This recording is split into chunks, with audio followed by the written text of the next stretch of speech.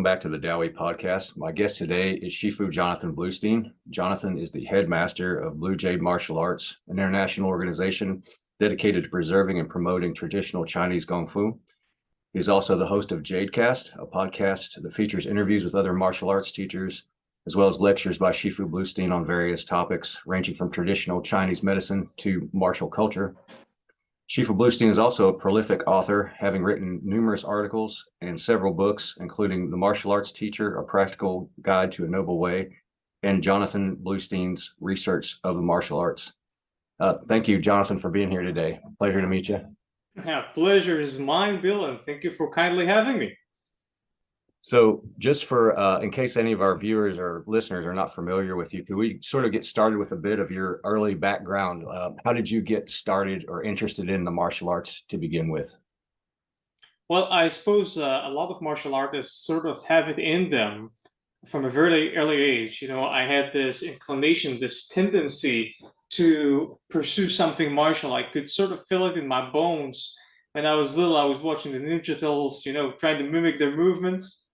And when I was a kid, I told my mom that I'd like to take some karate classes. And unfortunately, her being a good Jewish mom thought this was a tad too violent. So I had to wait until I was 16. Then I just decided to do whatever the hell I want to do. And I just went and enrolled in a Western boxing gym under Coach Ron Nantal. He's a great fellow. I think nowadays he primarily coaches boxing, Muay Thai, and MMA in Toronto. He's still at it. Great guy. So I was with him just slightly under 2 years. And then I enlisted, as some people know, in Israel, we do have a 3-year mandatory service for men and 2-year mandatory service for women. Right. I had my service as a police investigator and interrogator of the Israeli police force. Soon after enlisting, I had my boot camp with an infantry brigade, the Golani Infantry Brigade, 13th Battalion. That was 4.5 months. Then following that, I got with the Israeli police. Then I had more time on my hands, and I got thinking, you know, well, boxing was fun. It was very challenging. It's a great martial sport. I respect it to this day. I like it a lot. On occasion, once in a long while, I would watch a good boxing match. However, I also realized already at an early age that it is a most injurious sport. And you seldom see anybody over 40, 45 training boxing because of that exactly. Now, the manner in which you might injure yourself varies. People think it's mostly head injuries. Actually, people tend to more commonly injure their joints and tendons.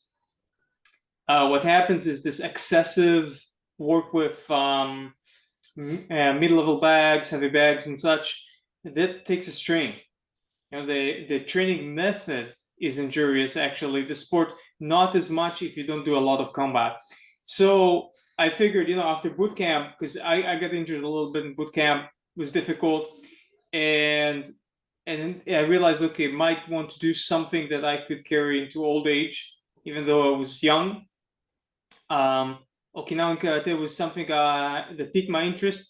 Actually, slightly beforehand, I had a little tour with a Vietnamese branch of Wing Chun under Sifu Igor Zakashinsky, also a really nice guy who teaches here in Israel. He's been at it here in Israel for 20 years.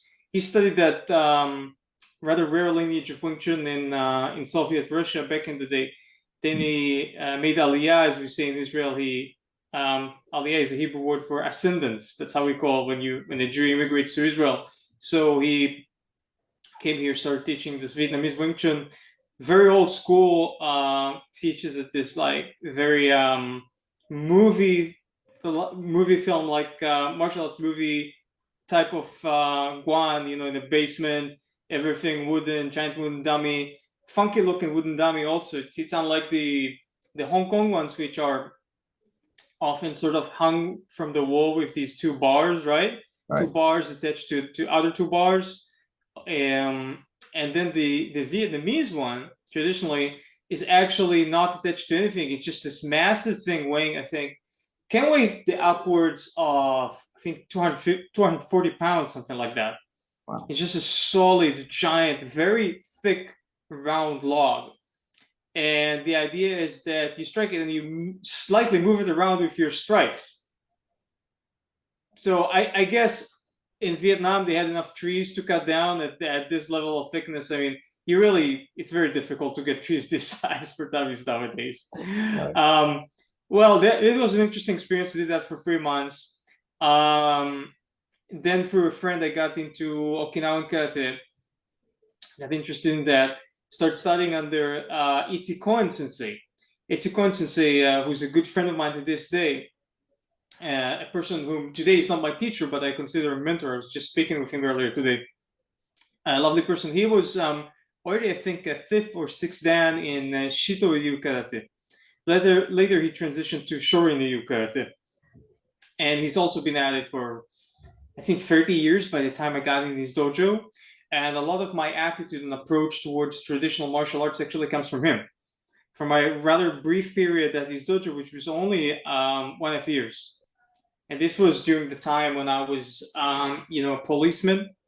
So that was a very interesting time because I was studying this Okinawan karate, and I had to be really serious about my practice because, every day I essentially had an opportunity to, or was coerced, if need be, to use those skills in real life.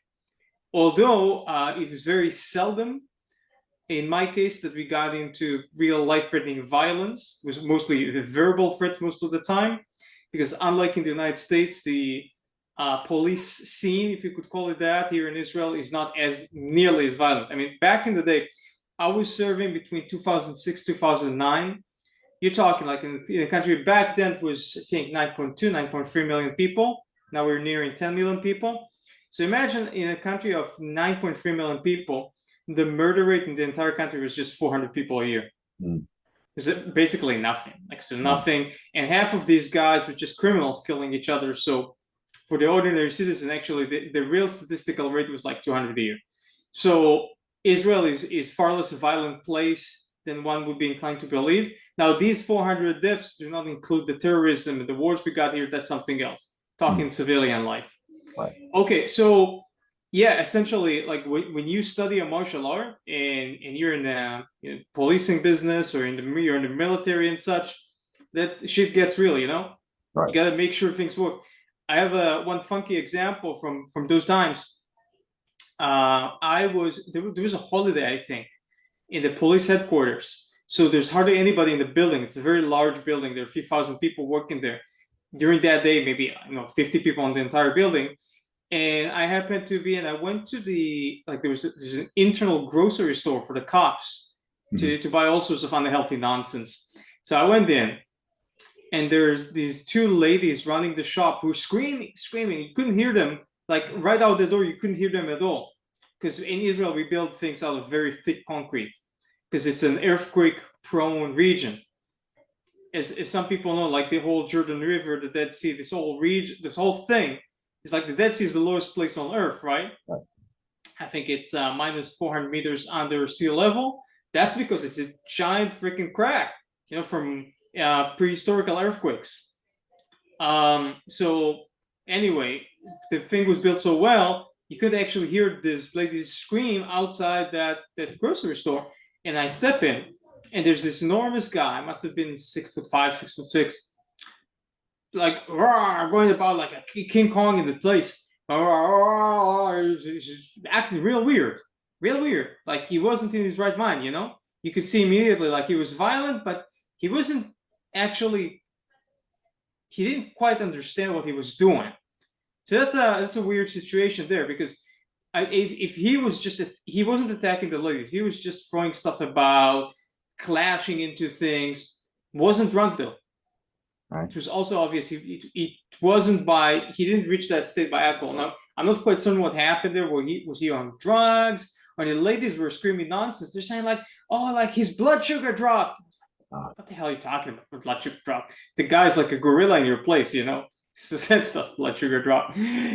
Anyway, so I had to think fast and, what do you do with this guy? I didn't have any weapon on me. I couldn't threaten him with a weapon.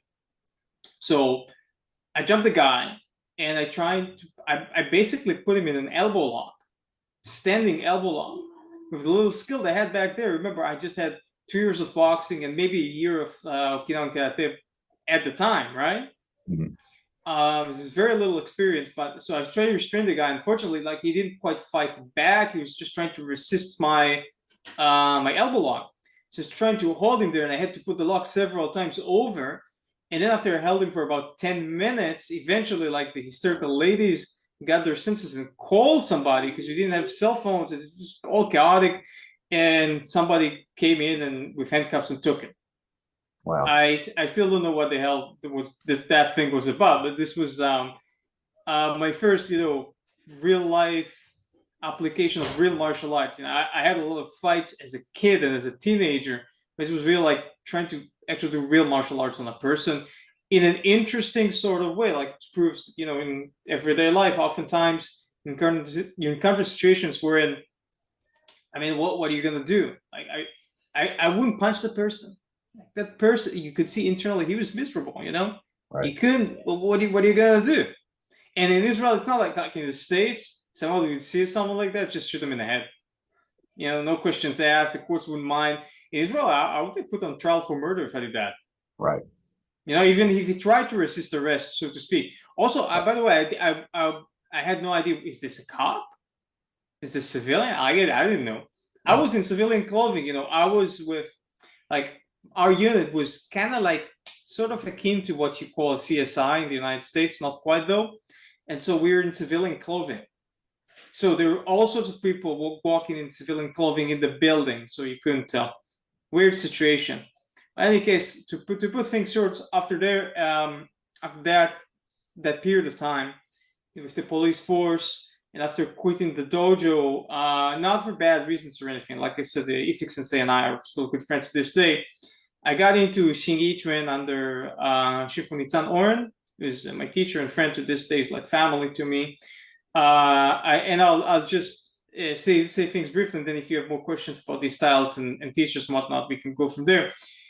So I spent 5 years under Shifu Nitzan, and then I found Master Sapir Tal, and Sapir is another wonderful person under whom I was for nearly 5 years, and he taught me Self-Mantis of the Juklum lineage, so we can get into that if you'd like. And then eventually I sort of became a non-official student of Master Stephen Jakovitz, and Professor Jakovitz is a doctor of traditional Chinese medicine, and he primarily taught me traditional Chinese medicine, but also on occasion some martial arts, and I also traveled to him to see him in New York to write a book together on Chinese medicine, and then he taught me some more martial arts, and then lastly I became a student of Master Brian Hall from Boston. He's a sort of a hidden dragon in the martial arts community. I should go back for a moment. Shifu Stephen taught me a rather old school type of Bagua Jang, Qingqing Mountain Bagua, which is said to be a pre-Dong Haitren style of Bagua Jang. So we can get to what that means later, and the history of Bagua Jang and whatnot. And later, my latest teacher, my fifth teacher, I skipped one, so get back to this in a second. My latest teacher, Master Brian Hall, he's teaching me also some very rare old school Shaolin from Citizen Lee family, a family tradition of Shaolin that's not commonly seen. Now, the teacher I skipped, sadly, unfortunately, is very beloved late Master Zhou Jingxuan, who's my Shigong my teacher's teacher. He's Shifu Nitzan's teacher. And I went and I studied under him for several months on and off in China, in the city of Tianjin. And also here in Israel, he came for a month, and part of that time he lived in my house, and we practiced, and I studied under him every day. So that's briefly like my five main teachers in Chinese martial arts. That Shifu Nitzan Orn, Master Sapir Tal, Master Zhou Jingxuan, Master Stephen Jakovitz, and Master Brian Hall. And then I also studied under Kutran Nantal and Itziko Sensei. Had some amazing teachers. Yeah, they're wonderful, wonderful people. Going back briefly to the encounter that you had at the police station, was that sort of like a turning point for you? Were you frustrated with the techniques that you try to use on the guy, and did that play any part in you deciding to seek out like a different martial art? Actually, at the time, I wasn't thinking about it that way. There's something about the Okinawan karate which I studied that. How shall we put it? I think. Okay, so I actually had this, one could call, spiritual turning point. Some might, like, if people are religious Taoists, they might even call it like a religious turning point. Even though I'm a very spiritual person, I'm not a religious person, certainly not a Taoist. But here's the story. So I was thinking about the Okinawan karate, which I was studying. By the way, Shitoryu karate, which is what Itsuki Sensei was into at the time. Shitoryu karate is often called the Japanese karate, and usually it is, but Itsuki Sensei, having studied it in Okinawa and visited Okinawa numerous times, and he created a very Okinawan sort of dojo. And then a brother of his in the system, Lothar Gruza Sensei, who's a friend of mine. Lothar Gruza Sensei also, back in the day, I think it was 6th Dan, now 7th. He donated the entire dojo. Cost him a fortune, probably like $250,000-300,000, something like that, to build up the place to look like a real, authentic Okinawan dojo, you know. And so there's a very Okinawan dojo atmosphere, even though Shitoryu karate was created by Mabuni Kenwa Sensei, who was Japanese in his attitude. I think he was born in Okinawa. It's very Japanese. Nonetheless, the karate, the atmosphere and everything was very Okinawa.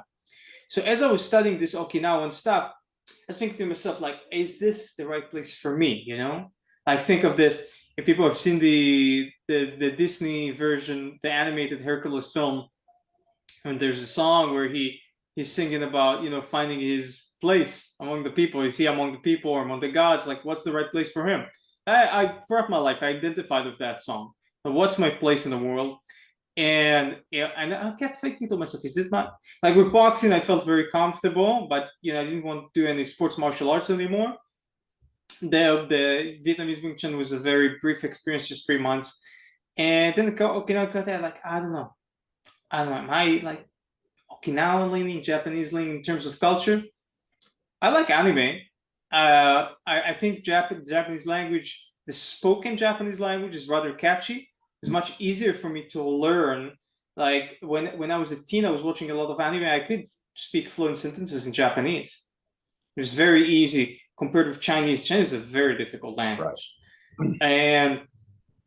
But then there was a point, the turning point I was talking about. So I was driving to this furniture store to get something for my mom, which she ordered. And as I was waiting in the furniture store for the customer service people to approach me, they're busy. I was looking around, and on the top of a closet, the wooden closet, there was a wooden statue about this size, right? About this size, of Guangdong, Guan Yu. And he was standing there, you know, it's halberd, very official. I have a little. It's not around here in this room, but I have a little statuette of Guangdong at home. And he's the patron god of both martial arts and businesses. So if you're a martial arts teacher, that's a good combination. Right. And so for those among the listeners who don't know, so Guan Yu is a historical figure who has a mythical status in Chinese culture because Guan Yu has been immortalized in a very famous book called The Romance of the Three Kingdoms. He's one of the heroes of this book, and he's a very, very violent, but also a very virtuous person, a chivalrous person. And he's considered a god in the Taoist lore because he was so saintly and sagely in his behavior that eventually somehow he was deified.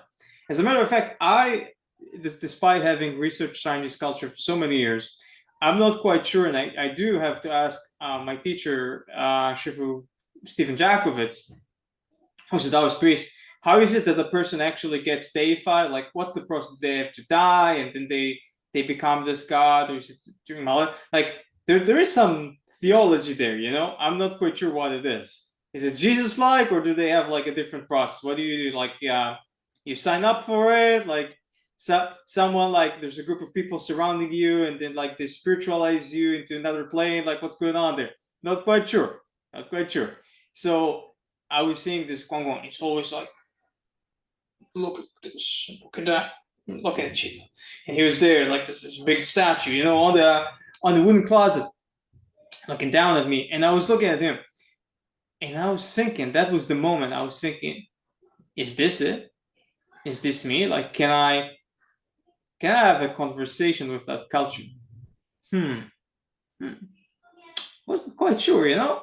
And it's interesting because for the American or Canadian crowds watching this, listening to this, Chinese culture, of course, they've seen some Chinese culture, and not as much in Israel. You see, in Israel, up until the early 2000s, I've actually literally barely saw any Chinese people in my life. They don't have Chinese communities here. There are no Chinatowns. Okay, there may be, like, I think up until the early 2000s, there were probably like 4 or 5 Chinese restaurants in the entire country for us, right? And where's the famous connection between the Jews and Chinese food, you know? Yeah, that's only happens in America. It started happening here in Israel also in the past decade or so, but wasn't here historically. So there are no Chinese around, no Chinese culture, very few people teaching traditional Chinese martial arts. And Chinese films, you know, the famous Kung Fu films from Hong Kong and such, very few people were watching such things. Except for the Bruce Lee movies, you know, people had very little exposure to Chinese culture. And Japanese culture was already big here. There were a lot of Israelis who traveled to Japan to study there, and sometimes spent, you know, upwards of a decade or more studying in Japan, studying martial arts and other topics. But the Japanese culture, not as much. You know, very few people. And so I wasn't quite sure, you know, what is this Chinese culture? What does it stand for? I had no idea. But, you know, that was just a long time ago. And eventually I ended up, you know, very politely excusing myself out of the dojo in a nice conversation with Itzik Sensei. I think it's very important, you know, if you're a martial arts student and you're going to part ways with your teacher, you have to do this as politely as possible, with courtesy, and keep in touch. You know, if you were with your teacher for a while and you respect them, that they don't teach you martial arts anymore doesn't mean that they cannot continue to teach you something. You know, as I said, I still consider Itzik Sensei a mentor, so it's very good. I think he's a wonderful person. That I have stopped studying, you know, martial arts from him doesn't mean that I stopped studying other things from him. I think that's a great attitude to have. That's wonderful advice for people watching too, because it's something that happens, but people often don't end it well. Yeah, unfortunately. So, in any case, I got looking for Chinese martial arts, and I probably visited 6 or 7 schools, and I had this connection with my teacher, Shifu. He's just a lovely character, and we sort of connected on an intellectual level, the way we think. We ended up both being, later on, we ended up both being authors, and we were scholars and researchers, and we like to dig deep into things. I saw that he really knew what he was talking about. He could explain things, and he was willing to explain things in ways that other teachers would not. The technicalities of how you do stuff. And so even though the practice was initially very boring, I kept with it. And I gotta say, without his teaching and influence, I wouldn't have been where I am today. And I probably skipped it, but you know what I studied under Shifu was Xing Yi Quan. Okay, so the martial arts that which I studied and or still studying or practicing are Xing Yi Quan, Pi Gua Zhang, Nan Tang Lan Pai, that's in Mandarin, the Southern Praying Mantis system or sect, Ba Gua Zhang, and Li Family Shaolin. Now, of course, there's a lot of stuff called Li Family Shaolin. Right. Fortunately, the Chinese do not have, or like, they typically use just over 100 common surnames. So it gets very confusing. There are a lot of Li people doing Shaolin, and there's a lot of Shaolin going about. It's difficult to distinguish, but we can talk about that system a little bit more. Nonetheless, despite having studied and practiced or still practicing these arts, the way I teach is not using these names and these styles exactly, but rather I teach something called Tong Bu Dao, the way of synchronicity. So that's a name of my own making. And synchronicity is a term that comes to us from the Swiss famous scholar and sage of the 20th century, Carl Jung, and actually a term that he created, synchronicity. It's the opposite of the butterfly effect. The butterfly effect says that one thing pushes another and then things happen. Synchronicity is the idea which they would call like a quantum entanglement, that things are interwoven like all the droplets in the ocean. So when one thing moves, all the other things move, and essentially all things are connected. So how do you create that sort of synchronicity in your movement, in your mind, in your relationships with other people? That's the overarching themes. It's an overarching theme in the martial art that I teach throughout that curriculum, and so that is why I chose that name. But essentially, it is a curriculum made out of all the martial arts that I study, that I practice, just ordered and structured in a slightly different way than what and how my teachers taught me. Hopefully improving not the martial arts themselves as much, because I haven't added a lot, but rather the structure of the contents, the order in which they're taught and how they're taught, and we can get to that later. So that's something that not a lot of people do. I think a lot of people are just too humble, so they think like, oh, I can't invent a new martial art that's like out of line, or they think like, yeah, only if I was the greatest warrior alive could I create a new martial art, or like, and then people tend to forget, all these martial arts that I counted, none of them has a history going back over 250 years. And some of them, like Xing Yi Quan, Baguazhang, Xing Yi Quan has historical origins going back to 150 years, but Xing Yi Quan itself, the current iteration is only about 150 years old. And so people came about just like I did and said, here's a new curriculum, here's my understanding of it, let's do it.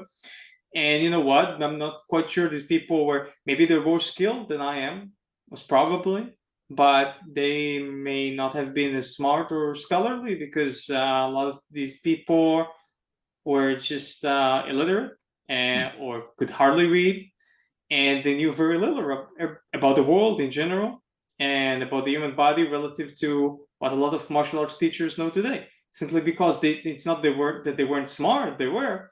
It's that they did not have access to education like we have. I mean, think about it, not only have we gone through 12 years of state-sanctioned education, which is overall shit, but it still amounts to a lot of worldly information, that the average Chinese person had no clue about back in the day.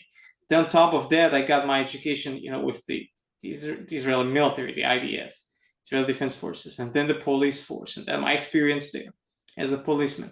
And then I got degrees in law and in government studies, and I wrote 9 books, and I'm studying and practicing traditional Chinese medicine. Like, I mean, come on. Right. Like, not a lot. There are always, also in this day, people who have said way and have done way more than that in China. Okay, like there people who are deep into traditional Chinese medicine are insanely scholastic. Like the amount and level of knowledge that some of these people possess, I could never hope to achieve. I'm talking honestly. Like, people have memorized dozens of books on medicine, like very complicated books, and if they see, like, some of these people, see a ridiculous amount of patients a day, which might not be the best way to treat people. But if you see 100 patients a day, then you get that type of experience that nobody else could get. It's impossible. It's like having it's the equivalent of having 100 fights a day, which you couldn't do, but you can do in medicine. And so that's an insane amount of experience, like an incredible amount of understanding of the human condition that I may never reach in terms of experience. Maybe scholastically, I might reach a level of wisdom, life wisdom, that somehow gets a little bit close. But in terms of experience, I'll never get that because I'm not working at the hospital in China, and I've not been trained as a doctor or professor of Chinese medicine. I'm not at that level. But how many people in traditional Chinese martial arts have gone to that extent? You know, almost none. Right. We hear about the famous ones like Xie Peiqi of Yin Shi Baguazhang, Yin style, right? Yin style Baguazhang. But you know, how many people like that are there? Very few. Look at the Chen village people, as impressive as some of them are, and they're not educated. So that's, by the way, there's a good, I think, who said this to me? One of my colleagues says this often. He says, no, it's actually, yeah, that's Shifu Stephen. So Professor Stephen Jack was not my teacher. He says about his main teacher, Master John, who's Taoist priest, brilliant man. As Taoist priest spiritually, he is so far and deep out there, you know, and he knows so much about medicine. It's amazing. But he says, like, that's not the guy you're gonna ask about politics, because he's not gonna give you political advice. He doesn't know which car to buy. Like, he doesn't know those things. He knows a whole lot about certain things, way more than most people alive, past or present, would ever know. But you know, generally speaking, on most other topics, he's not that well educated. You know, and a lot of people in the West, they see this, they see people and their eyes look like that, and suddenly they experience reverse racism. Reverse racism is when they say, well, they're Asian. They say in their minds and their subconscious, oh, they're Asian. There must be geniuses, everybody, because they're Asian. So let's ask them about, you know, should I dump my girlfriend? Should I invest in this and that in the stock market? They don't know about that. They don't know about that. But the thing is, oftentimes, as Shifu Stephen says, they sort of feel uncomfortable to not give an answer. They want to please, they want to be nice, so they just say something. But doesn't mean they know how to think about it. Anyway, where were we? I mean, we were talking about something. Somehow we got to the Chinese people giving advice on the stock market. So you were talking about how you were using your educational background and all of the things that you know to formulate this new system of teaching. And one of the things I wanted to ask you about that is that you have several arts that you teach, and you don't teach them all at the same time, right? You teach them in like a systematic progression. Is that right? Sort of, yes. Well, let's talk about, this brings us to what one would call curriculum structuring.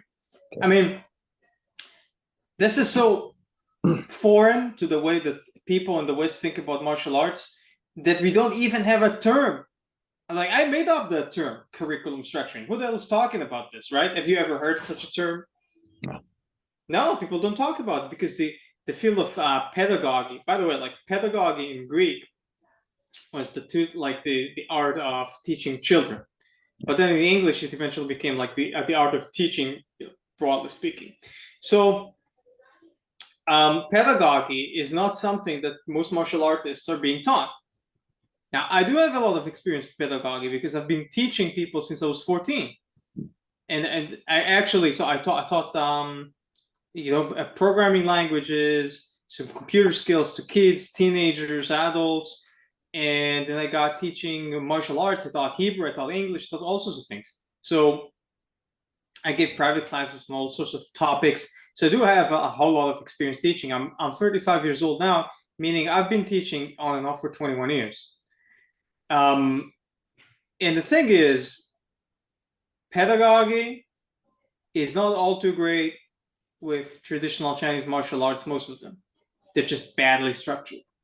The teachers were assuming that the person coming in is completely fluent in cultural nuances of what's going on, what has been going on in China for thousands of years, that they received the traditional Chinese education. Well, that's not the case. I mean, a lot of people have not received that education, you know, even in past times, like go 100 years ago, not everybody has gotten that education. And then, you know, with the communists coming in, the nature of traditional Chinese education changed. And so all these cultural terms, suddenly they don't make as much sense, all these references. Chinese is a very elitist culture and an elitist language. It assumes that, you know, if you want into the inner circle, you gotta do your studies. You know, you gotta study those classical books. Here's a pile of them. You know, here's 100 of them. Dig deep, and and they give you like, go to this guy, this book, and this book, and that book, and this book, and you know, I have studied at least the fundamentals of some of them, like the Lunyu, the Analects of Confucius, and Dashui, which is very, it's like, people call it a book. It's like 3 pages that Confucius wrote. The Lunyu, the Analects of Confucius, were written by his students and the student descendants. And then, you know, the Tao Te Ching and Zhuangzi, which are important Taoist works, and the I Ching, the Book of Changes, and such, and things like of that nature. These are books that, you know, anybody who wants to really understand traditional Chinese culture has to read those books. And reading those books ain't easy, because you can't just open the book and read it. Rather, you have to have anywhere between 2 and 4 translations. I'd recommend 4 and more, open at the same time, to just go sentence by sentence and compare the translations and trying to figure out what the hell was meant there. Because traditional Chinese, much like Hebrew is to this day, but especially biblical Hebrew, can carry a lot of meanings. And it's something that people, English-speaking people, often don't know, that in the Hebrew Bible, every sentence has anywhere between 2 and 10 different meanings. And for a Hebrew speaker, they're, even in elementary school and high school, most of these meanings, or all of them, are taught. In English, you can't do that, because you have to select just one translation, which would fit your understanding, you know, how it ought to have been said in English. So you lose the multifaceted meaning of it all. Same with Chinese. And so we have a problem with traditional Chinese martial arts. They're not well structured. It also has to do with this sentence uttered by Confucius in the Analects of Confucius, which is where the problem starts, in part, where he says, he's actually correct in that. In a perfect world, in a utopia, he would be correct. He said that you have me there? I lost you for a moment. Okay, you hear me? Yeah, I can hear you. You just froze for a second there. Yeah, okay, excellent.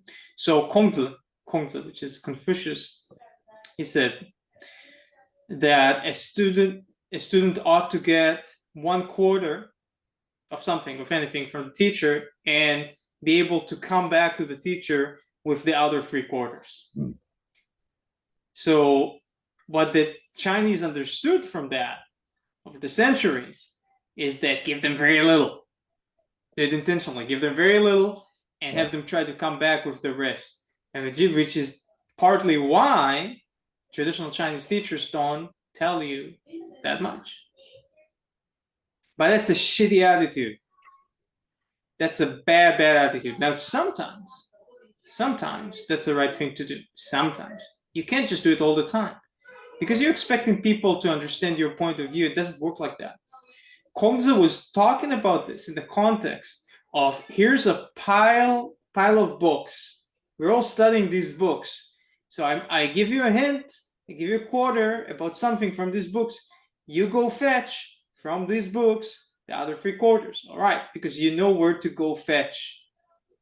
But that's not the situation wherein a Chinese or any Asian teacher comes to a Western country and you're totally out of your cultural context and you don't have access to the Chinese literature about martial arts, and he gives you 1/4 and you're just left with 1/4 because you can't come back with the other 3/4. So that's a shitty attitude. So I have done quite a lot. I work tirelessly every day, hours and hours every day, on average, trying to put down in writing basically everything. Eventually, I'll put down writing everything I know about martial arts. It might take me a few decades to do this, in order that people would have somewhere to go fetch from, because otherwise I'm deceiving myself and them simultaneously. Now, also, why just give them a 1/4 and have them fetch 3/4? Why not give them a whole and ask them to bring the other whole? Because you see, this all has, spiritually speaking, okay, what Kongzi was saying, and I like Confucians. Don't get me wrong. I'm more of a Confucian than I am a Taoist, and certainly not a Buddhist. But this is a scarcity mindset. Give him a quarter. Oh, you're so cheap, you bastard. Give him everything and have him come back with more. Right. Don't be cheap. Now, I think part of it is like the psychological game being played here is the teacher doesn't want the student to take the teacher for granted, right? You don't want to give them too much so they disrespect you. Okay, so you ought to do this with the right language, with the right attitude, for the right person at the right time. Don't give them everything immediately. Don't give them if they haven't proven themselves. But more so than not, the common problem we have is that people hold back. Now, which brings us to curriculum structuring. So how do we structure a curriculum that, first of all, prevents that problem? Second of all, makes sense. So I'll talk about two aspects of curriculum structuring. One is how you build a house. Talk about how you build a house. Secondly, metaphorically speaking, how you build a house. Secondly, single movements versus forms. So these are two themes which I discuss in my book, The Martial Arts Teacher. And by the way, if you would like to get that book, it's currently temporarily off Amazon because I've had some problem with my account, but it's gonna come back in the coming months. So go for the Martial Arts Teacher 2, Martial Arts Teacher 2, which is the second edition. It's double the length. It's 540 pages. Oh, wow. So much improved from the first edition. Curriculum structuring. So we're going to talk about building a house and single movements versus forms. So building a house, how do you build a house? You know, if you have some bricks, metaphorically speaking, you can have one pile of bricks. You put a brick on a brick on a brick on a brick, and then you go next to it and put a brick on a brick on a brick on a brick, and then you put next to it and you go brick on brick on brick on brick. Oh, or what you can do is, if the house is in the shape of a circle, so you make a circle of bricks, and then you make another circle of bricks on top of it, and you go back to the point of origin, and you start again. Every time you go back to the beginning of the circle and put another circle of bricks. So there's one way is to put the bricks on top of one the other, you know, in a very orderly way, and then move to the other thing. The other way is to move between topics and then come back to the point of origin, then go back and forth in circles.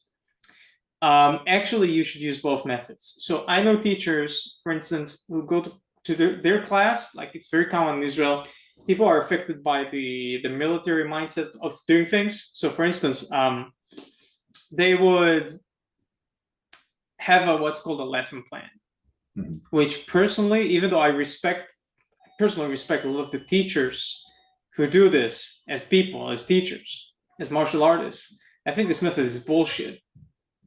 And the reason is, you make plans, God laughs. You come to class, you think you have a plan, right? Okay, so one student didn't arrive. Our guy is sick. The third gal is sad today. This guy has an injury. And in the midst of all that craziness, and there's another guy who just had a fight with this other dude. In the midst of this, you had a plan, you're going to teach them all the same technique. Right. You're a fool. Right. It's not going to work long term. Like, this is not going to work. And the problem is, people come and they think like, oh, I have a lesson plan for this class. I have a plan for this month, for this upcoming 3 months, and a plan for the entire year. And then maybe we make a circle, okay, or maybe we move ahead. The thing is, if you coerce your plan on the actual life circumstances of what's going to happen in every class, so what's going to happen is you're going to teach that, but it's not going to be effective. Yeah. And this is what happens, you know, when you're trying to like pile the bricks one after, you know, like pile them up on top of each other, and then you put another pile right next to that. That's like the lesson plan. But sometimes you got to do that. I mean, sometimes it can work. Though nowadays I very seldom come to a class with a lesson plan. Rather, what I do is I look at the class, I get the vibe that people have on that day, and I adjust, you know, what we want to do with the curriculum on that day. There's some elements that would repeat themselves. I would usually have a warm-up, which I created. I would usually have them go through one or several of the Jib and Gong, of the basic root exercises. Okay, but I would choose and change them, with accordance to what's going on. And the warm-up would not always look the same. Might be more intense, less intense, shorter, longer, based on the day, on the energetic vibe amongst the students, on the season. Seasons are important, especially when you take the students to practice outside. And well, etc., etc. And so that's when you lay bricks one next to the other. And when you go in circles, now that can be better, but the problem is you skip between topics, and so there's insufficient consistency. So what happens is you teach something. Now, in a perfect world, if you had perfect students, they would study something for 2 or 3 weeks, then you move on to the next topic, and the thing that they've just studied for 2 or 3 weeks, they're gonna keep practicing at home. You'd hope for it. That's what I would do when I was taught by my teachers. Most people don't do that. And so if you only get back to that topic a year later, you would discover that nobody remembers anything, or they remember very little. And so that's ineffective in that way. So it's in terms of curriculum structuring, how you build a house, has to be a little bit of both. On one hand, you have to be consistent and have some broad plan as to where you want to get each of them. And there's no easy way to go about it.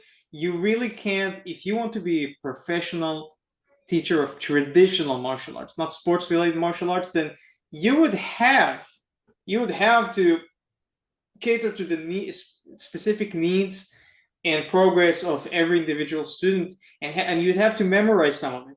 You really have to remember where they're at, or make some create some methods for yourself to say things to them which would remind you of where they're at. Because otherwise, you're trying to teach a group, and you can never teach a group really. You can say you're teaching a group, but essentially you're always teaching individuals. Everybody are very different. It's very seldom that there are two students which are quite similar in terms of body structure, the level of skill, their progress, and their knowledge within a style. That doesn't happen often. And so, nonetheless, it's very interesting. Despite this being the case, I am not of the opinion that you should segment the classes to beginners and advanced.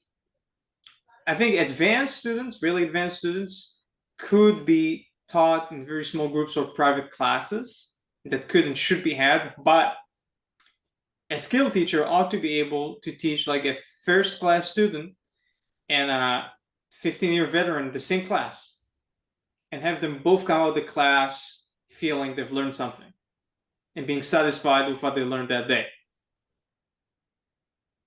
So how do you do that? How do you take the same movement, the same skill, the same combination, the same technique, the same form, and you convey totally different levels of meaning? Well, that's very subtle. Just like asking the Italians, how do they make their simple food so delicious while other people cannot? That takes experience, takes skill. Not all of, actually, I was saying that, I'm trying to put down in writing everything I know, but that's actually impossible. A lot of it is an art. It's the feel of it all. So you can't really, really, really put it down in writing. Not everything. So that's one aspect which we were talking about, like building a house. The other aspect is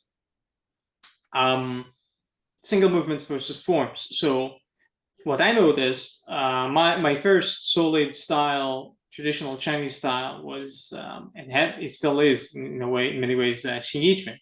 Let's say the bulk of Tong Bu Dao is Xing Yi Quan. Even though Xing Yi Quan is not such a broad style in terms of the amount of stuff that's in its original curriculum in most lineages, as compared with other styles, right? I'd say the size of the curriculum is like small to medium. It's rather modest, in my opinion. I think that Wing Chun, a full curriculum of traditional Wing Chun, whichever the lineage, has more in it, generally, like more in terms of stuff, right, than most lineages of traditional Xing Yi Quan. Not all of them, but most of them. So Xing Yi Quan focuses on the practice of single movements. There are relatively few forms. I don't like that. Some lineages that created like they did have anywhere between like 12, 20 forms, and I find it ridiculous. That's not the essence of that particular art, and it's just movements put together with there's no special connection there. It's just movement for the sake of movement, and so the forms are not impressive by any means or standards. It's a waste of time. Most of them, not all, most of them. And the Xing Yi Quan is made out of essentially Zhangzhuang, which is a type of standing practice with various iterations to it, and some Jibin Gong, some basic root skills, some basic exercises, some various partner exercises, maybe anywhere between 1 to 3 short partner forms, very short. And then it would have 5 basic movements called the five. Some people call them 5 elements, and more accurately ought to be called probably 5 phases. And then these, on top of these 5 basic movements, there are the 12 animals, and 12 animals are based off these 5 basic movements. The animals might be every animal might have a few hand combinations, or some of them have short forms, short movement forms. In Chinese, Tao Lu, in Japanese, called kata. And then to have several weapons, depending on the lineage. Our lineage only had like two medium length forms for spear. Some lineages also have a straight sword, broadsword, which are the Jian and Dao, and there's the spear is called Tiang. Some lineages have staff and sometimes even other weapons, but generally speaking, Xing Yi Quan resonates most with the spear as a weapon. And not a whole lot more than what I was just listing verbally. And so most of these things, however, are practiced as single movements, and the general idea in that style is that single movement practice is what gives you the most profound skill in that style, which is probably true. Then you have styles such as Taiji Chuan. And Taiji Chuan, all lineages are famous for their very long Tao Lu, very long movement forms.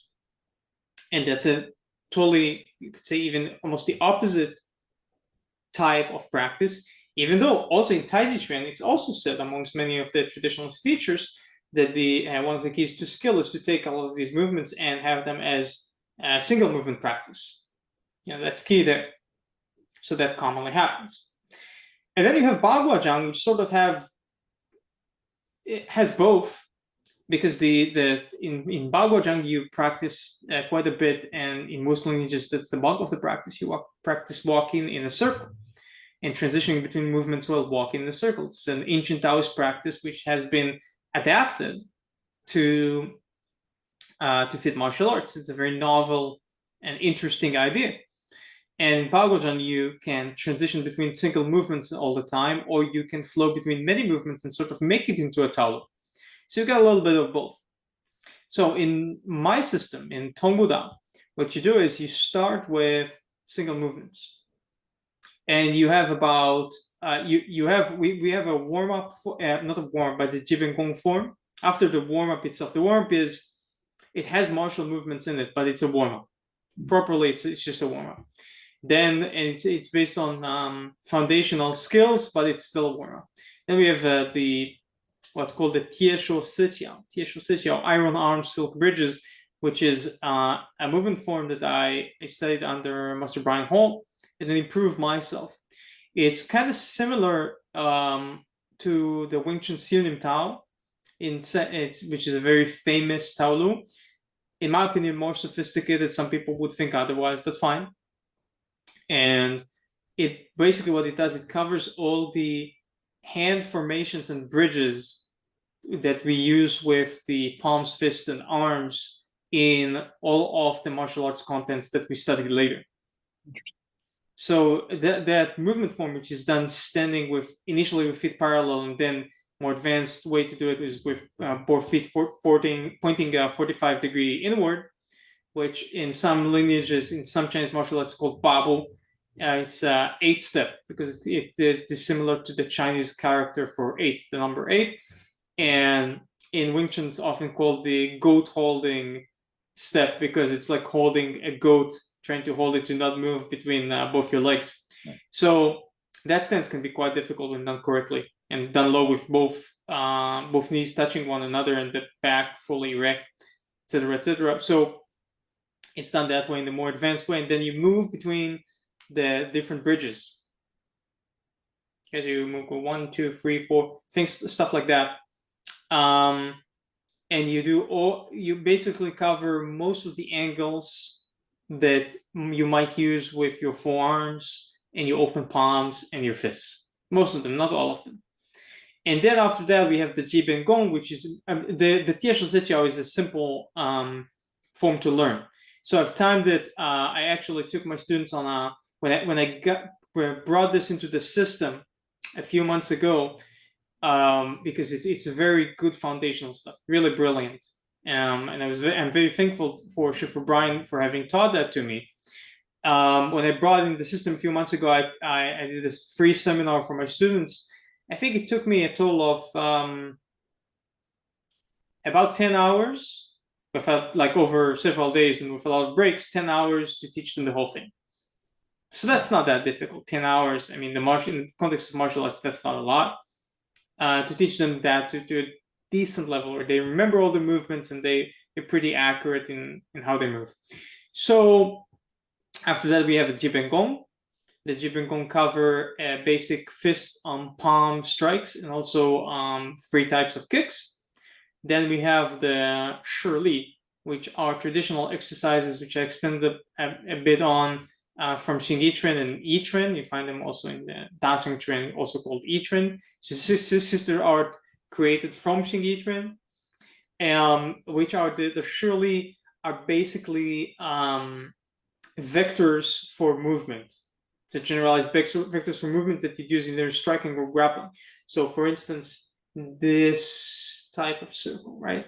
This type of circle, or this type of circle, or this type of circle, right? Or this type of opening, going back and forth. And some of them I had to take from several martial arts in order to cover all the circles in all angles. The Shirley actually covers, this is the idea, you cover all the types of circles you might do with the body in all angles. So it's interesting how, for instance, this one was extant in Xing Yi Quan, but actually was not practiced in most lineages as a standalone skill. It was present in partner drills.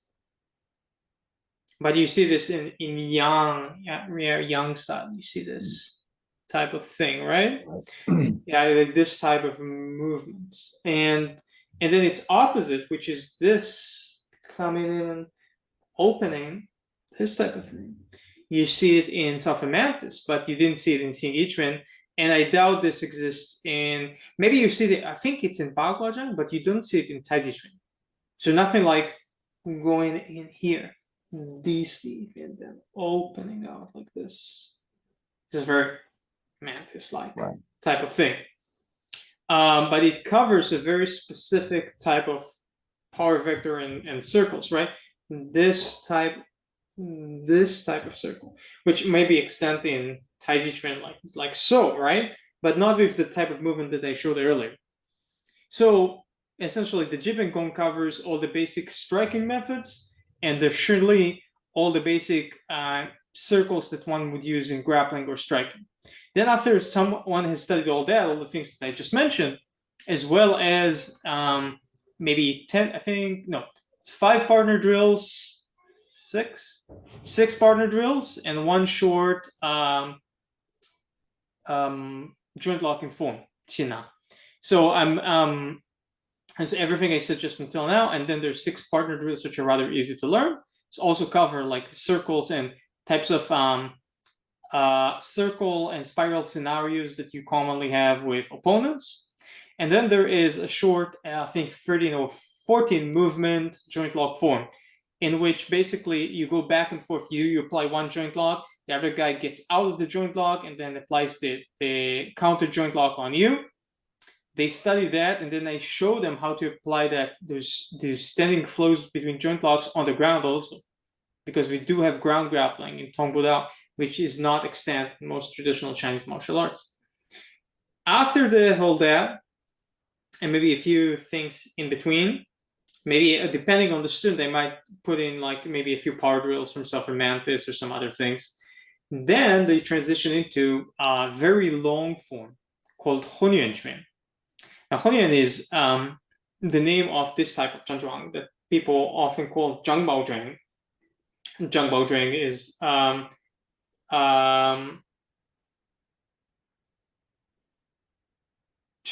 Zhangbao, sorry, Changbao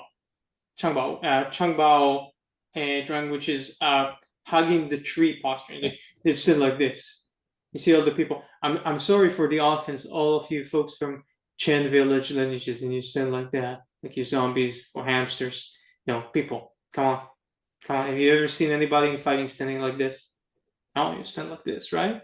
So you're gonna have to open your fingers a little bit, create a little bit of intention, open up your tendons, right? Because if you're like that, your tendons are not activated.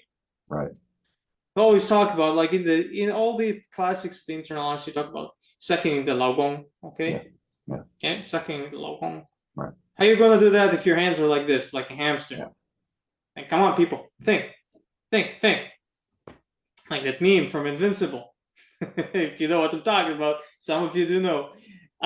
Think, Mark, think. Anyway, no, so we don't stand like this. We stand like that, and there are different types of Zhangzhuang, which are so-called static postures. It's not really static. There's a lot of internal dynamics going on. It's a very broad topic we can get into later. Right.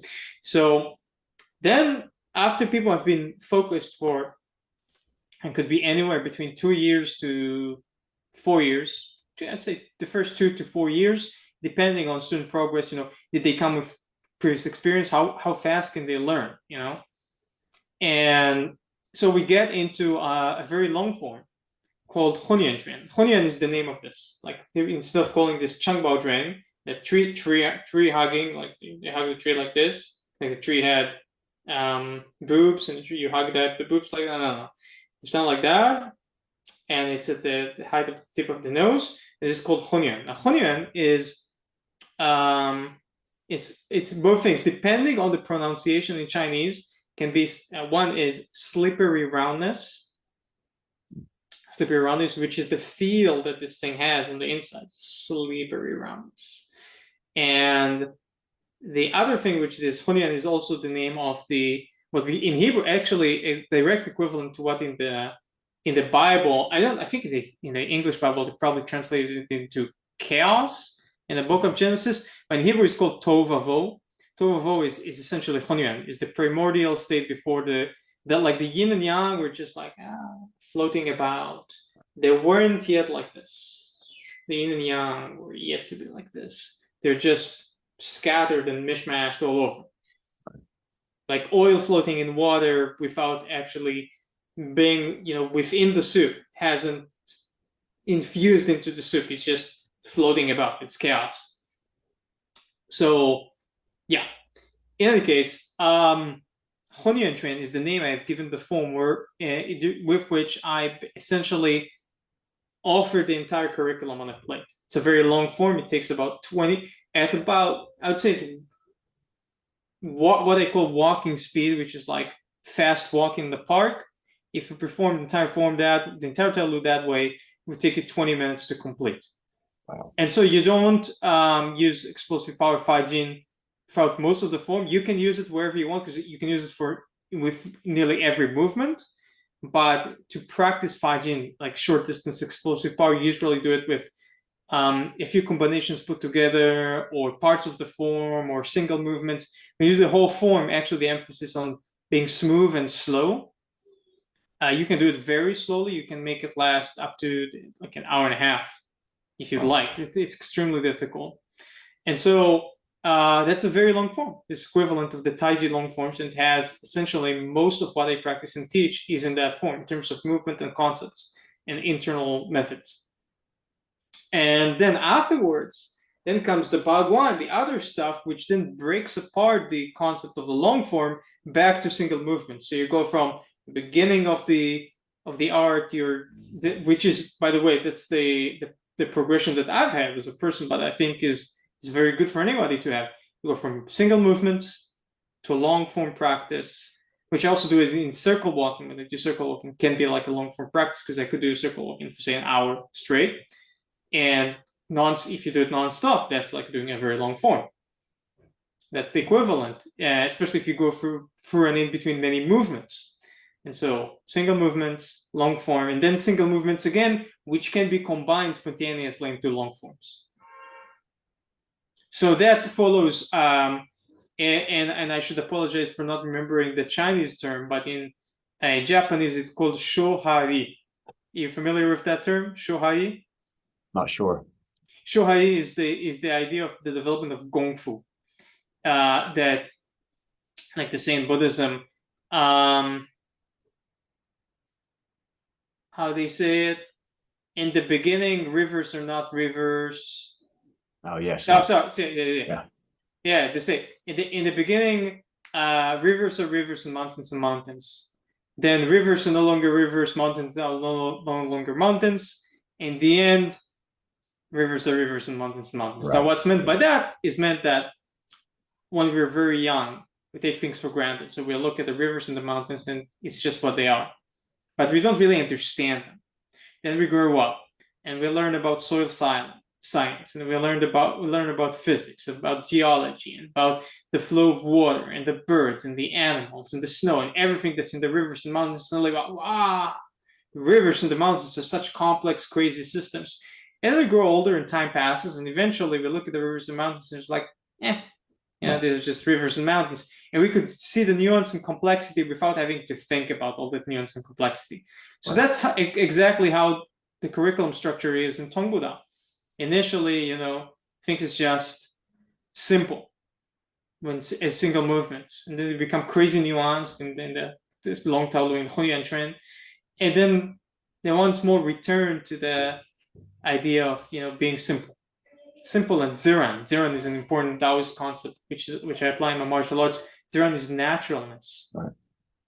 I actually explored it like hardcore. I walk barefoot 95% of the time on the street everywhere, and unless I went to like a wedding or bar mitzvah or something, right, I walked everywhere barefoot for 3 years, including in wintertime. Just covered myself better. I wouldn't recommend it. It's not that great for your kidneys. You absorb a lot of cold for the feet. Yeah. But I did that to explore the naturalness, like what's the natural condition of the human being. Did all sorts of experiments like that. So now that again, it's not something I teach and I wouldn't recommend, but it was interesting. So naturalness, and also at the level after the Huyan Chuan, after the long form, which by the way is not on video. I've never shown it to anybody outside of our school. I'll show it to any visitor if they want, but I just don't like it on film. I feel like, some people call me a master. I'm not a master. Maybe in 30 years. I'm not good enough to show it to the general public yet, but I'm decent. And after the Huyan Chuan, when you get to the Bagua stuff and other stuff, we start talking about the trigrams and what do they mean. And basically, the trigrams describe, if we apply them to martial arts, not everybody does it, not even in Baguazhang. The trigrams describe they come from the Book of Changes. They describe changes, right? So, and they describe the energetic qualities of movements, not the movements themselves, and not even the movement vectors, but how they feel. So you can do the same palm strike, and it can manifest the energetic quality of 8 different trigrams and feel totally different upon striking or moving somebody. And if somebody's in front of me and I touch them, I can demonstrate this very easily. And so this basically breaks apart most systems, and that's very interesting. It's something that I actually have not had the chance to write about this yet, but here I am. This is the first time talking about it outside of my school. Most systems of martial arts are just 1 or 2 things. So, for instance, Wing Chun expresses primarily 2 trigrams. Trigram of Li, which is trigram of fire, which is very sticky. Fire, like think about like the flames that jump from one tree and branch to another in a forest fire. Fire is sticky and hard to get rid of. Has all sorts of qualities like that. And Wing Chun is sticky and hard to get rid of. Right. And Gen, which is mountain, which creates borders and blocks you from moving inside of the certain perimeter.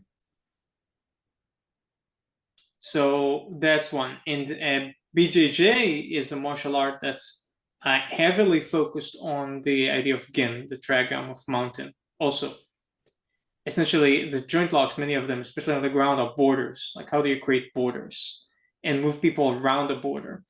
And there's a whole thing to it. You know, it's sort of a mindset that you have to learn.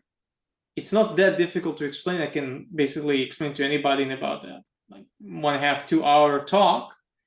Once you understand it, changes your martial arts completely, because you look at every movement, and now every movement can have eight totally different expressions in terms of its energetic qualities, and also different movements tend towards being more of a different quality. For instance, this type of movement, okay? So whether you're taking someone's arm down, whether you're striking the face, this type of movement lends itself more to the trigram of water, because the weight flows, whether it's like that or like this. It's like a crushing wave, right? It's like a crushing wave, even though it can be done more windy. This is a wind wave.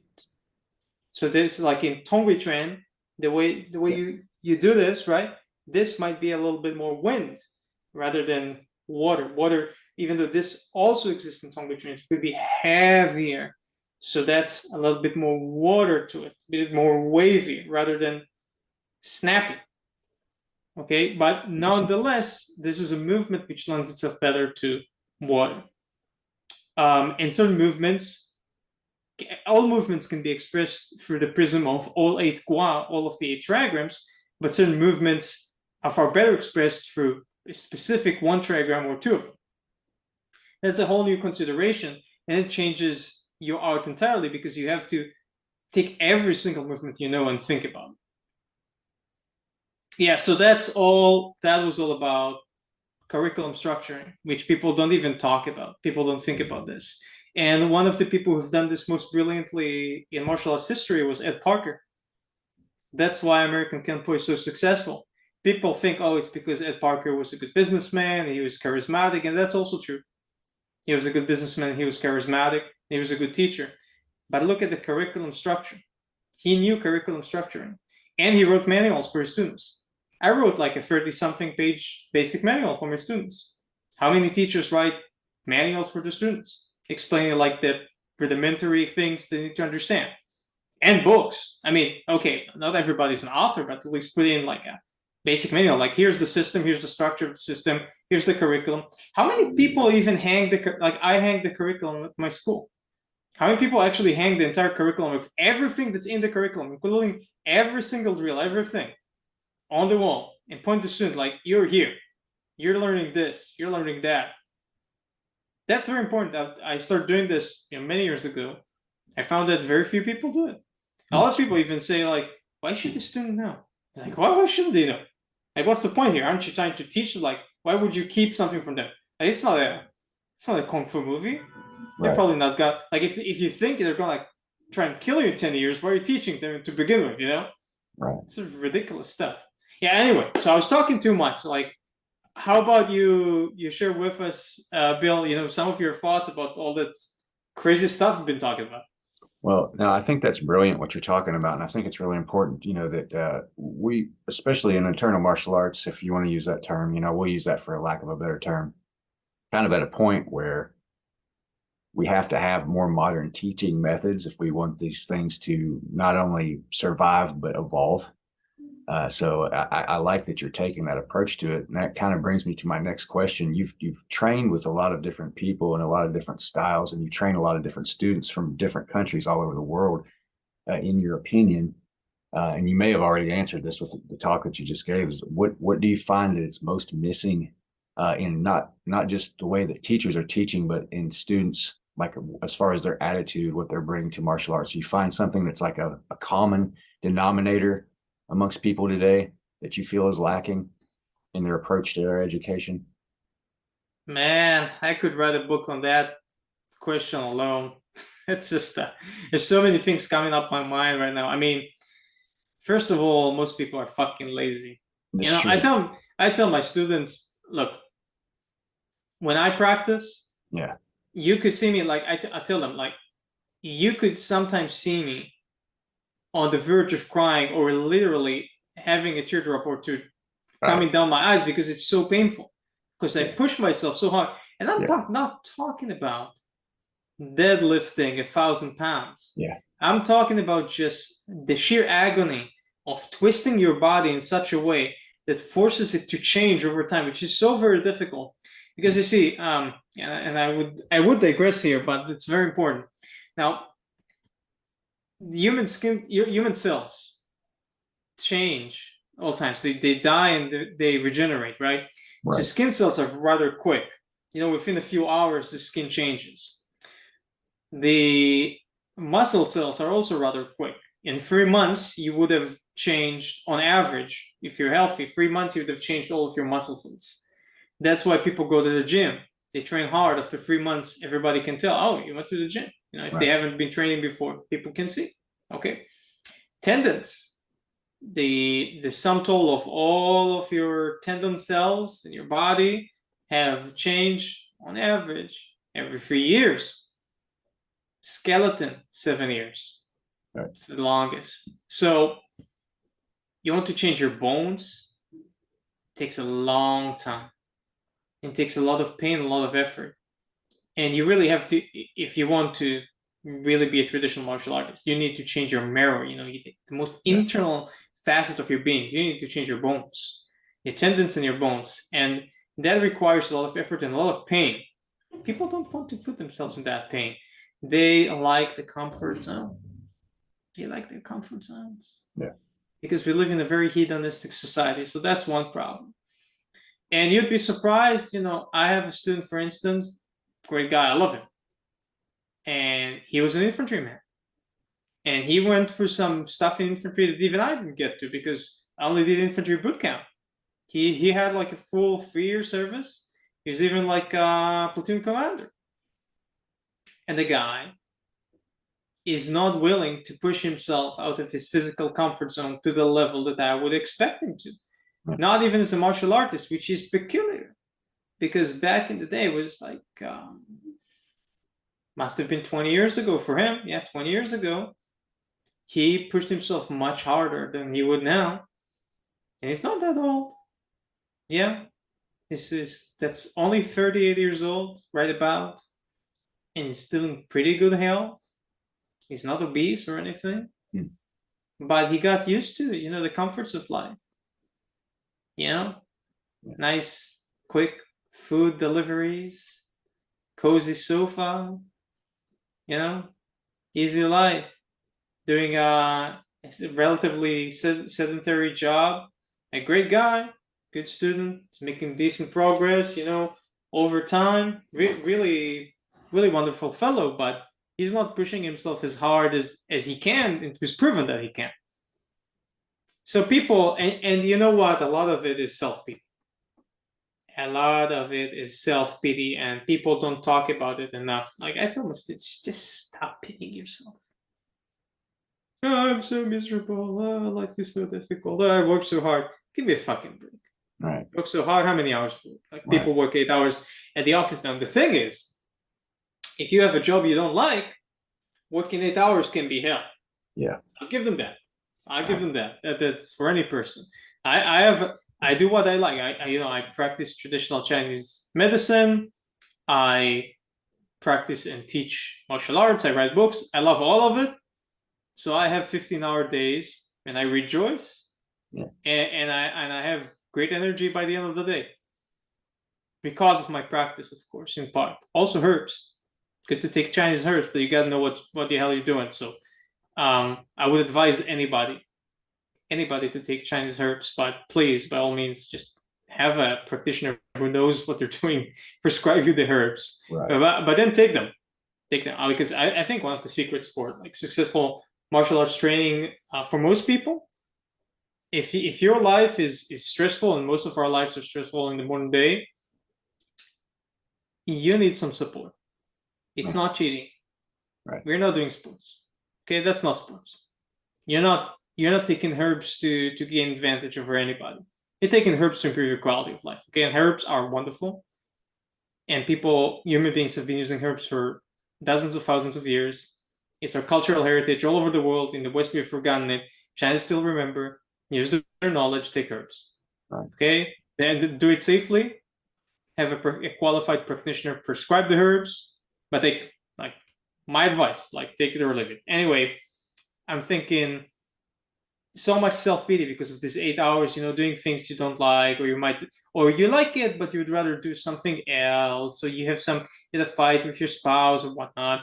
And I'm like, life is so difficult. Let's order that sushi and not put in like the extra hour training. Like I would wake up in the morning, I would train, then I would teach 2 martial arts classes, then I'd go give 2 sessions of Tuina, eat, work for like 3 hours on a book, and then go train another 2 hours. And people are like, oh, you're so dedicated. Like, well, it's just habit. It's habit. I feel bad if I wouldn't do it. Yeah. I'm anxious to do it. Like after 3 hours writing the book, like I really want to continue writing the book because I like that as well. Writing is probably my favorite pastime, but I feel like I get this itch, am I really gonna stay at home in the evening? I'm not gonna.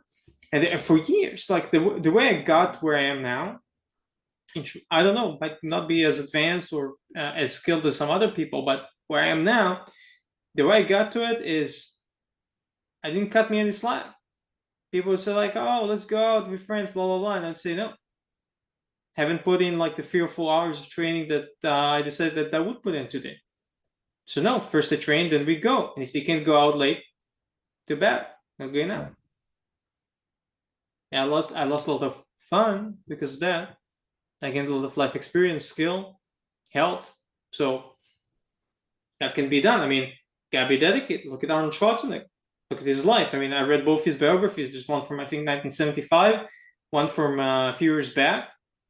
A wonderful audiobook, by the way. He reads the first and last chapter. Interesting guy, Schwarzenegger. And yeah, I'm not keen on his politics, especially not in COVID times. So won't get into it, but very interesting guy. A lot to learn from him. Yeah. And this person was dedicated. Yeah, very strong work ethic. Yeah, this person would wake up in the morning, eat breakfast early. I think it's 6. When he would eat, he said he had to make sure that his body had a good relationship with food. So he would, at the time they had wired phone, so he would basically take the phone cord out of the socket, so nobody would be calling him while he's eating, and sit for 20 minutes, half an hour, and just eat and focus on the food and growing mindset, growing. Then he'd go to the gym 2 or 3 hours later, and it worked so hard that sometimes he would vomit that food. Yeah.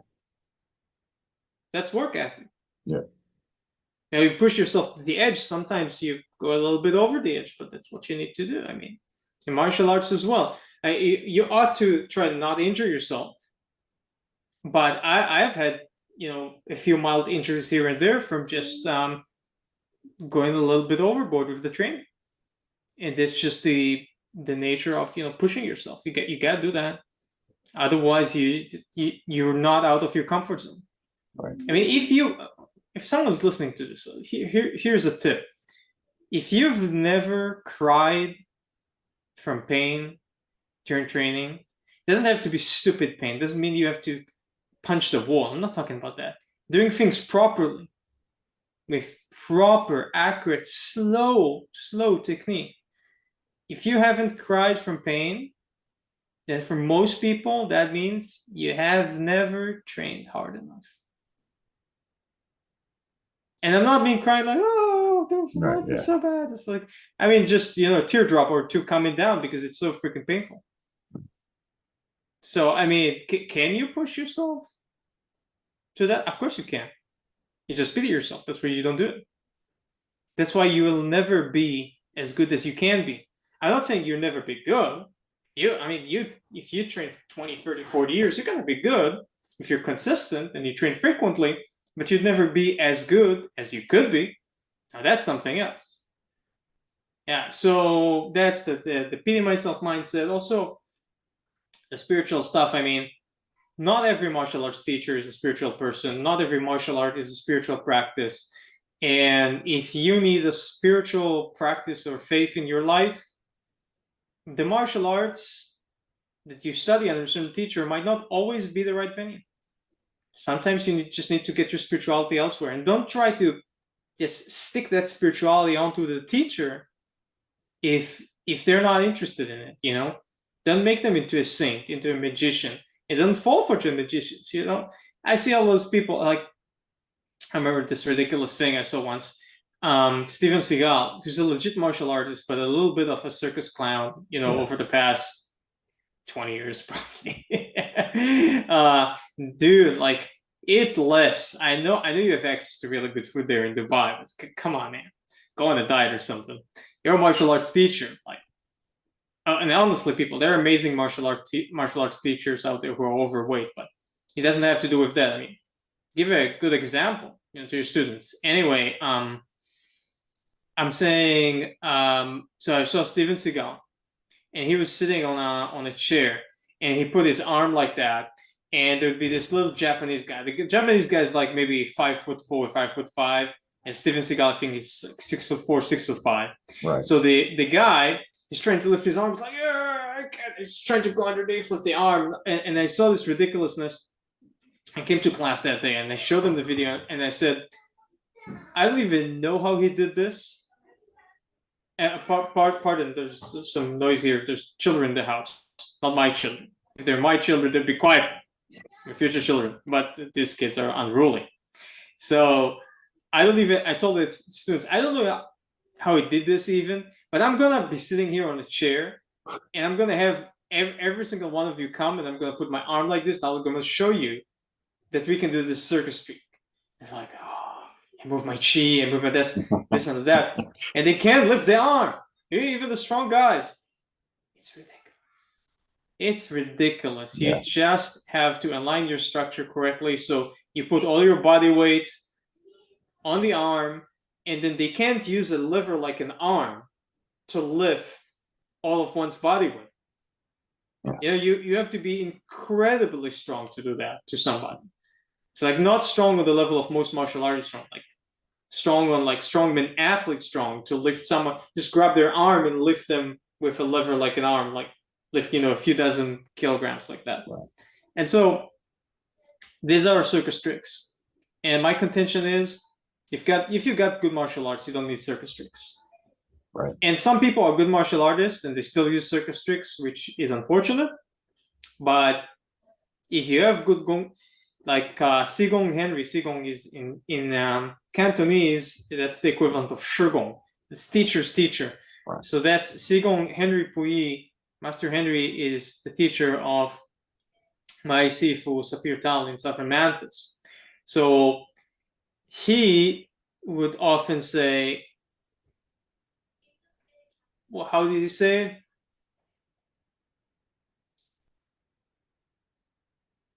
In good Kung Fu, you don't see the movements, you see the techniques. So you don't have to be fancy. You would see through how people apply themselves in the context of a martial art that the stuff works. You don't have to use circus tricks. And if you use it, it's either just marketing you put on top of what you got, but for most people, it's just circus acting.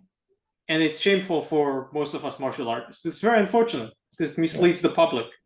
And that's why I refuse, like, people come, like, we're going to see that Shaolin circus that came in town. I'm like, no, I'm not going to see that crap.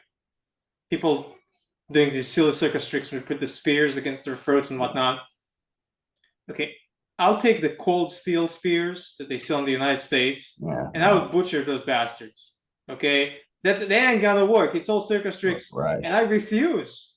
I wholeheartedly refuse to watch any martial arts being played like circus tricks. When people disrespect martial arts, for instance, there was this series, shitty series, that I didn't watch, called Iron Fist from the Marvel Cinematic Universe.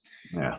And the guy, the reason I didn't watch it was I saw an interview with the guy, the main actor, and he said, I don't know any martial arts. And frankly, like, we didn't even have time for them to teach me, so they just taught me a few moves just before the scenes, and I said, "You're so disrespectful. I'm not gonna watch that." That was terrible. Yeah, and as opposed to John Wick, for instance, with Keanu Reeves, who's a very legit martial artist who is essentially killing himself, like filming those scenes. Right. Extremely dedicated, maybe the most physically dedicated actor in Hollywood right now. You know, that's something else entirely. Yeah. Yeah, so yeah, I could go on and on for hours on this topic, but these are just minor examples. So unfortunately, we're almost out of time. But something that I wanted to ask you before we start wrapping up is, what do you see as the future of our traditional Chinese martial arts in the West?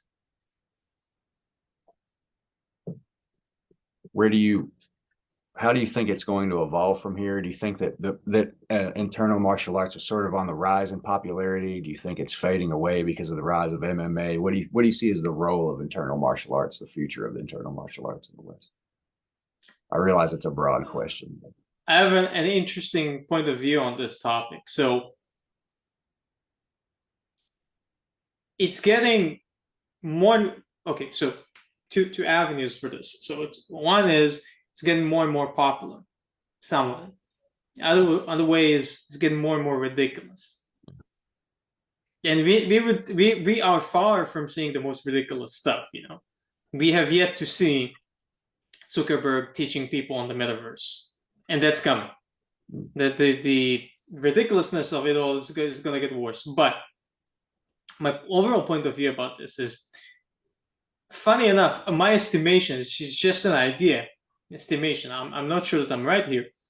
Most probably,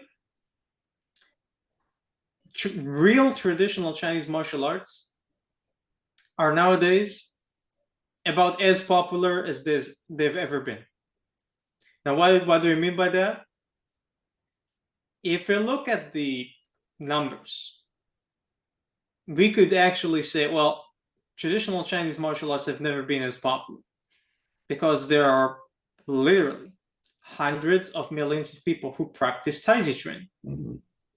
But most of them are just going through motions that they think are Taiji Chuan and essentially doing this mild calisthenics that's pretending to be Taiji Chuan was actually formed by a committee of the Chinese Communist Party, right, which is a long story unto itself, which we're not going to get into. From that point of view, traditional Chinese martial arts are more popular than ever, and they're going to get even more popular. But if we're talking about the real traditional Chinese martial arts, which are still extant, and there are many people doing real traditional Chinese martial arts. I mean, most of them are either just not that well known or even underground.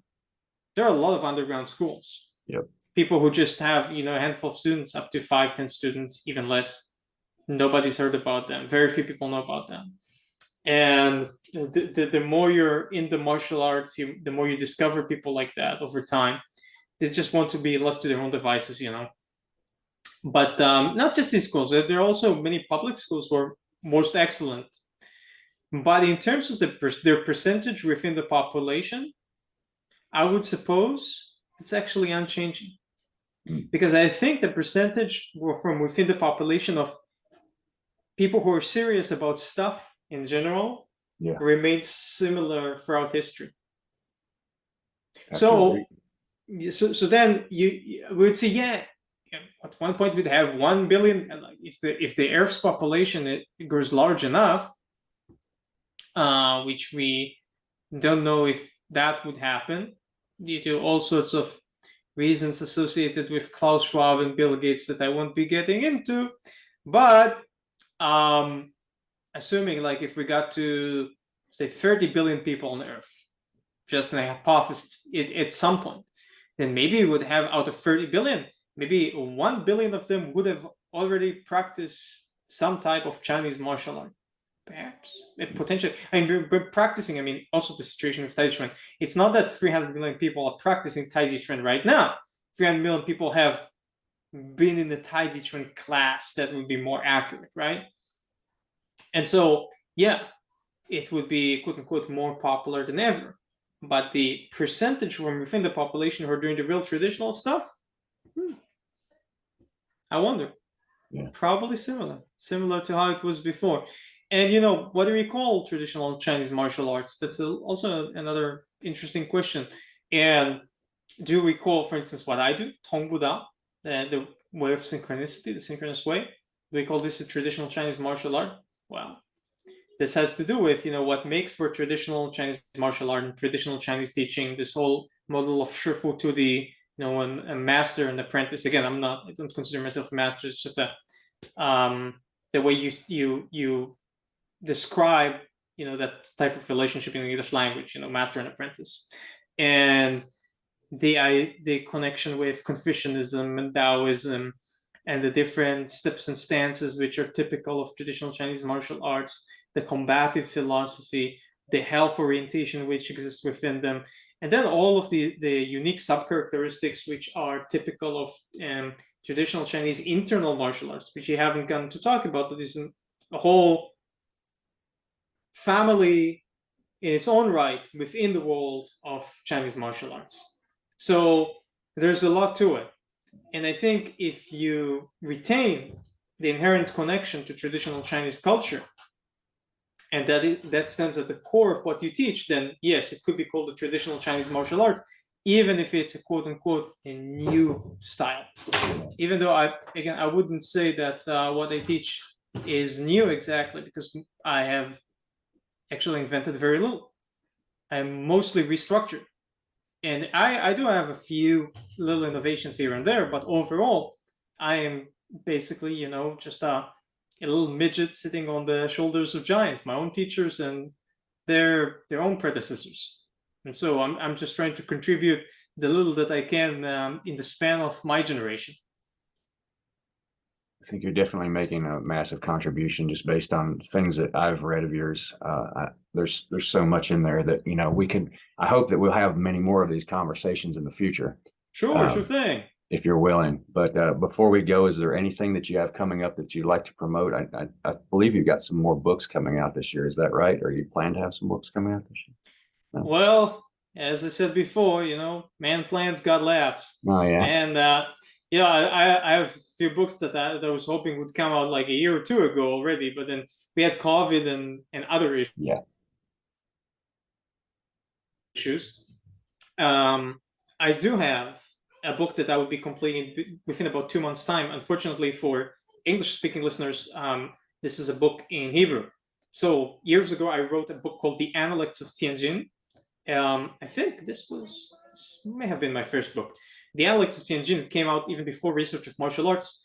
Is a book in Hebrew that I'd written for my students. I wrote them a few dozen articles about the martial arts in Hebrew, and then I amalgamated and compiled those articles into the form of this book, The Anecdotes of Tianjin.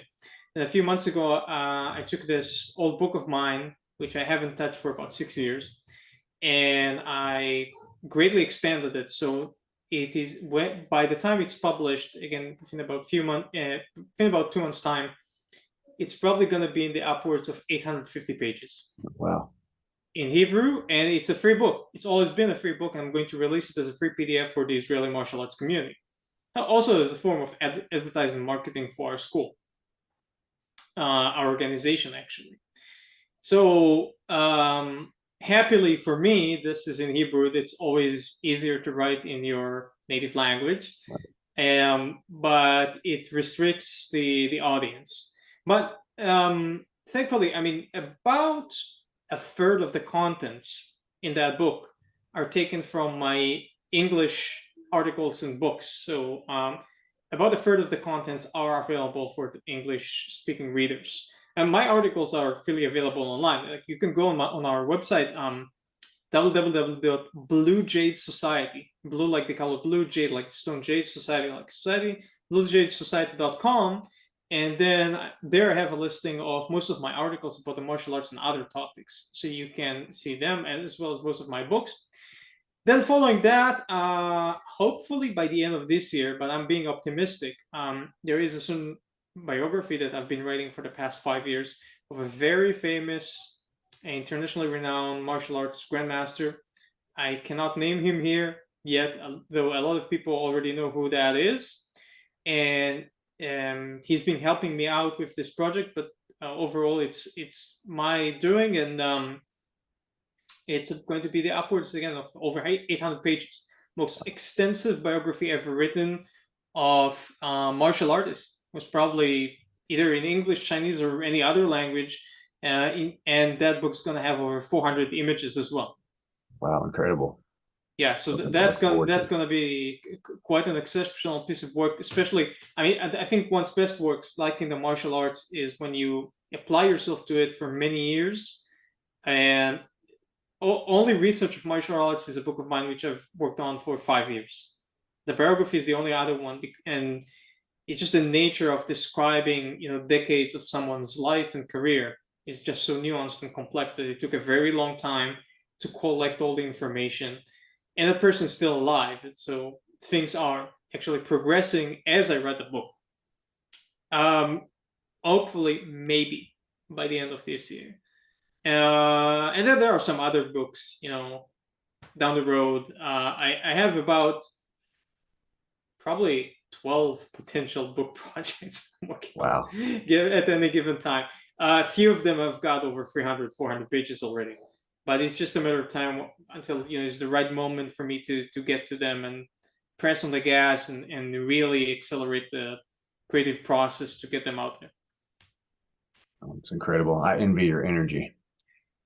That's the martial arts, my friend. I mean, really, the internal martial arts are what provides us with a connection to our Hun.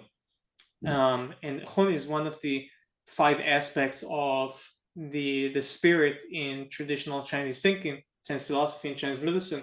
And I view the Hun as the reincarnating soul, as the facet of our spirit, which the Greeks called the daemon. And the Romans called it the genius. The word genius comes from this. So genius is the Latin word for daemon, which is where the word demon comes from, but it's written D-A-E-M-O-N, daemon. So the daemon, or the genius, or the Hun in Chinese, is the ethereal component of the spirit which reincarnates and is what we call the soul. Yeah. And as I believe in reincarnation, not from the Buddhist point of view, but generally speaking, I think that genuine practice of internal martial arts help us connect with our Hun. It expresses differently in different people based on who you are, but essentially for me, it has opened up a flow of creativity which is boundless and endless. And so I can sit down at the keyboard, and as long as I have food, water, and sleep, I can just keep writing. There's no end to it. And I think for someone else that would be with music, as I can see behind you, you're pretty handy with plans. So everybody's got their thing going on. Yeah, it's true. It's true. All right. Well, Jonathan, we're out of time. I hope to speak to you again soon. Thank you very much for being here today. It was a great interview. Can you stick around for just a second? Yeah, sure. Bill, thank you so much for the opportunity. I appreciate it sincerely. And I think we should have more genuine conversation, not just you and I, but us martial arts practitioners and teachers with one another, so we could better understand and study the wisdom of the generations which each of us holds within their own lineage or tradition. We keep to ourselves too much, and there's a lot that we can share. I agree. All right. Thank you, Jonathan.